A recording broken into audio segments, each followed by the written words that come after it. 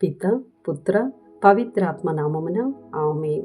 ఈరోజు జూన్ 28వ తారీఖు.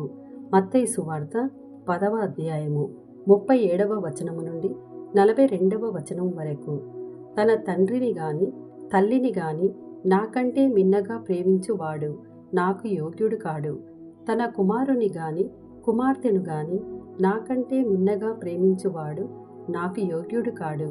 తన సిలువనెత్తుకొని నన్ను అనుసరింపనివాడు నాకు యోగ్యుడు కాడు. తన ప్రాణమును దక్కించుకొన ప్రయత్నించువాడు దానిని కోల్పోవును. నా కొరకు తన ప్రాణమును కోల్పోవాడు దానిని దక్కించుకొనును. మిమ్ము స్వీకరించువాడు నన్ను స్వీకరించుచున్నాడు. నన్ను స్వీకరించువాడు నన్ను పంపిన వానిని స్వీకరించుచున్నాడు. ప్రవక్తను ప్రవక్తగా గుర్తించి స్వీకరించువాడు ప్రవక్త బహుమానమును పొందును.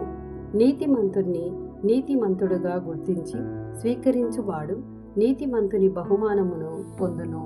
నా శిష్యుడని ఈ చిన్న వారులలో ఒకనికి ఎవడేని ఒక గుక్కెడు మంచినీరొసగిన వాడు తన బహుమానమును పోగొట్టుకొనడని మీతో నిశ్చయముగా చెప్పుచున్నాను. ఇది ప్రభుని వాక్కు. సర్వేశ్వరునికి వందనములు.